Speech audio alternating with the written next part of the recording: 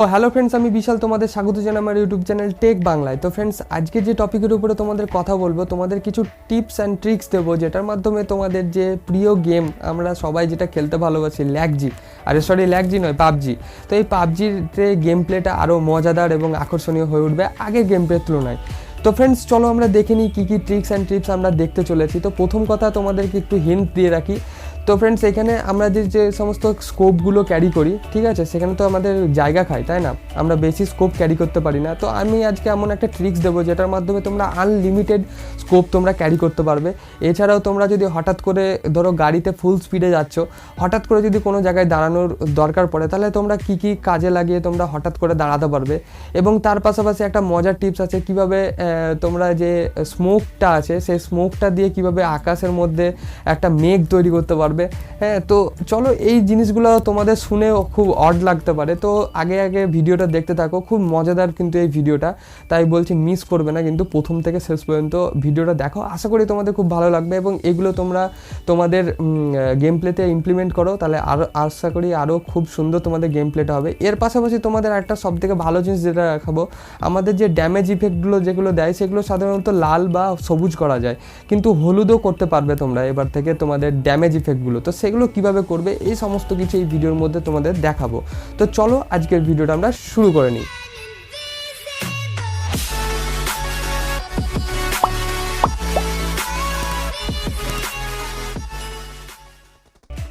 আচ্ছা, তোমরা কি কখনো দেখেছো যে রক্তের রং হলুদ হয়?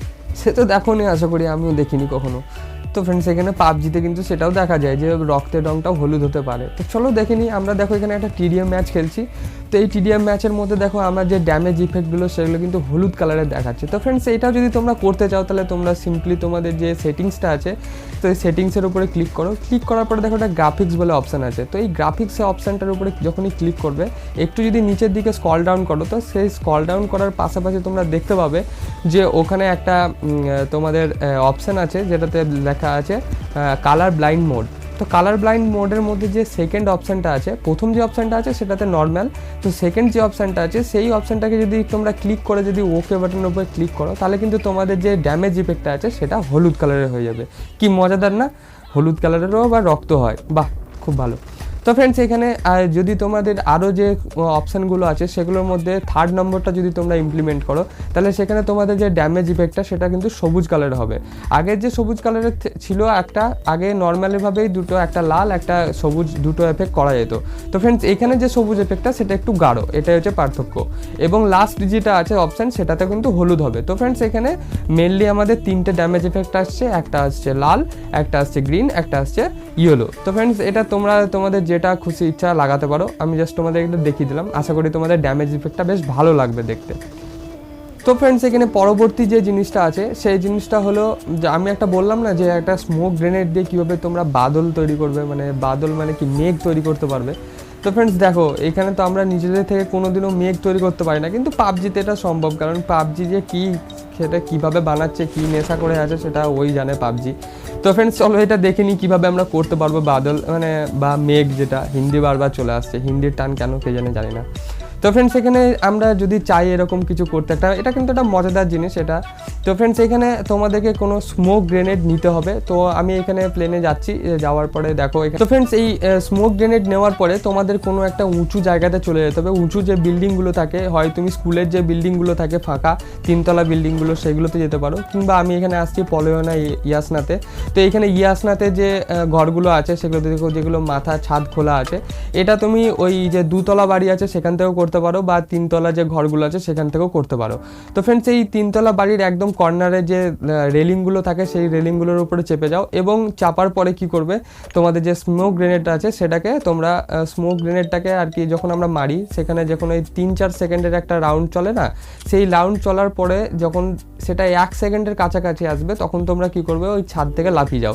তো যখনই লাফিয়ে যাবে তখন ওই অটোমেটিক্যালি যে স্মোকটা আছে সেটা কিন্তু তোমাদের আকাশের মধ্যেই থেকে যাবে, এবং সেখানে কিন্তু ও স্মোকটা ছড়াতে লাগবে। এইভাবে কি হবে, একটা বেশ সুন্দর একটা মেঘের স্টাইল দেখা যাবে। তো এটা একটা বেশ ফান ফ্যাক্ট, তোমরা আশা করি করতে পারো মজা করার জন্য পাবজিতে। তো ফ্রেন্ডস, এখানে পাবজিতে কিন্তু মেঘ করাটাও সম্ভব। তো দেখে নিলে তোমরা, এবার এটা গিয়ে তোমরা ইমপ্লিমেন্ট করতেই পারো তোমাদের গেম প্লের মধ্যে। অবশ্যই কিন্তু এটা করার সময় খেয়াল রেখো যে আশেপাশে কোনো এনিমি যেন না থাকে। যদি স্কোয়াডে খেলছো তাহলে ভালো কথা, যদি সোলো খেলছো এটা ট্রাই করতে গেলে ব্যাস এনিমিতে মারলে একদম সিধা লবি, সেটা কিন্তু মাথায় রেখেই এগুলো করো। কিন্তু এই ইমপ্লিমেন্ট এটা বেশ একটা মজার ফ্যাক্ট, তো এটা তোমরা চাইলে করে নিতে পারো তোমাদের গেম প্লের মধ্যে। তো ফ্রেন্ডস, এর পরবর্তী যে জিনিসটা আসছে সেই জিনিসটা হলো, তোমরা হয়তো ধরো কোনো স্কোয়াডে খেলছো, কিংবা ধরো তোমাদের স্কোয়াডের মধ্যে একজন মরে গেছে এবং বাকি 3 জনে খেলছো, কিংবা তোমরা সোলো খেলছো। তো এতে কি হচ্ছে, ডাসিয়া, উজি যে সমস্ত গাড়িগুলো আছে, হ্যাঁ ইভেন বাইক, তো এই সমস্ত গাড়িতে হয়তো ফুল স্পিডে কোথাও যাচ্ছ, ঠিক আছে, ফুল স্পিডে যাচ্ছ। এবার কি হলো, তোমাদের হয়তো কোথাও হঠাৎ করে দাঁড়ানোর প্রয়োজন পড়লো, হয়তো ড্রপ দেখেছো সেখানে গিয়ে হঠাৎ করে দাঁড়াচ্ছ, বা এনিমি দেখেছো তাকে মারার জন্য দাঁড়াচ্ছ। তো ফ্রেন্ডস, এখানে কি করবে তোমরা, এই গাড়িটাকে যদি খুব তাড়াতাড়ি দাঁড় করাতে চাও তাহলে কি করতে পারো, দুটো ট্রিক্স আছে, সেটার মাধ্যম দিয়ে তোমরা দাঁড়াতে পারো ইজিলি। হয়তো ব্রেক তো ধরে নর্মালে সবাই দাঁড়াতে পারো।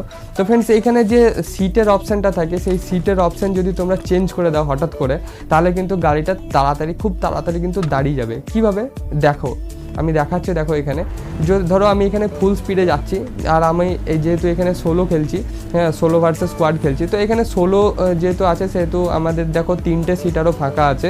তো এই 3টে সিটের মধ্যে যখন আমি ফুল স্পিডে যাচ্ছি, যদি 3টে সিটের মধ্যে কোনো একটা সিটে আমি প্রেস করে দিই, তাহলে কিন্তু আমি হঠাৎ করেই কিন্তু গাড়িটা আমার দাঁড়িয়ে যাবে, কারণ সিটটা চেঞ্জ হয়ে যাবে, ড্রাইভার সিট থেকে সরে যাবে, এবং সেখানে কিন্তু আমি হঠাৎ করে দাঁড়িয়ে যেতে পারো। তো এটা গেল আমাদের প্রথম টিপস। এবার যদি তুমি ধরো ফুল স্কোয়াডের মধ্যে আছো, তোমার কোনো আর এরকম করার অপশান নেই, কোনো জায়গা চেঞ্জ করার অপশান নেই, তখন তোমরা কি করবে, তখন একটা কাজ করতে পারো। তোমাদের যে এখানে কিন্তু তোমাদের দুটো আঙুল কাজ করাতে হবে একসাথে, সেটা হলো তোমরা ব্রেক এবং রিভার্স, এই দুটোকে যদি একসাথে প্রেস করো তাহলে কিন্তু খুব তাড়াতাড়ি গাড়িটা স্টপ হয়ে যাবে। এখানে একটা জিনিস ভাবো কতটা মজাদার ব্যাপার একটা, যে এমনিতে যদি আমরা গাড়িতে ব্রেক আর রিভার্স একসাথে টিপি তাহলে তো যে কী হবে গাড়ি, সেটা তো বুঝতেই পারছো তোমরা, বাট এখানে পাবজিতে এটা করা সম্ভব। তো তোমরা চাইলে কিন্তু এটা ট্রাই করে দেখতে পারো, এতে কোনো ড্যামেজ হবে না, কিচ্ছু হবে না, কিন্তু তোমার গাড়িটা কিন্তু দাঁড়িয়ে যাবে খুব তাড়াতাড়ি। তো ফ্রেন্ডস, এখানে একটা মজাদার জিনিস আছে, যেটা হলো তোমরা এখন দেখবে যে কারোর নামের পাশে যে নামগুলো দেখায়, সেই নামের পাশে দেখবে লেখা থাকে হট ড্রপ বা লেখা থাকে স্লো অ্যান্ড স্টেডি। তো ফ্রেন্ডস, এটা তোমরা যদি করতে চাও তাহলে তোমরা সিম্পলি তোমাদের যে ম্যাপটা আছে সেই ম্যাপটাকে ওপেন করো। ওপেন করার পরে দেখো রাইট সাইডে একটা টপে যেখানে সার্ভার চেঞ্জ করা যায় সেই অপশানটাকে তোমরা ক্লিক করো। ক্লিক করার পরে দেখো নিচে একটা অপশান আছে যে ড্রপ ট্রাক ট্যাকটিক্স বলে একটা অপশান আছে। তো সেখানে দেখো লেখা আছে যে হট ড্রপ কিংবা স্লো অ্যান্ড স্টেডি। তো ফ্রেন্ডস, এই অপশান দুটো যদি তোমরা এনাবেল করো, তারপরে দেখো একটা এনাবেলের সুইচ আছে, সেটাকে যদি এনাবেল করে দাও, তাহলে তোমাদের নামের পাশে তোমরা যেটাকে সিলেক্ট করে রাখবে, হয় হট ড্রপ কিংবা স্লো অ্যান্ড স্টেডি, তো এটা তোমাদের নামের পাশে দেখাবে। তো ফ্রেন্ডস, এটা দেওয়ার মানেটা কি?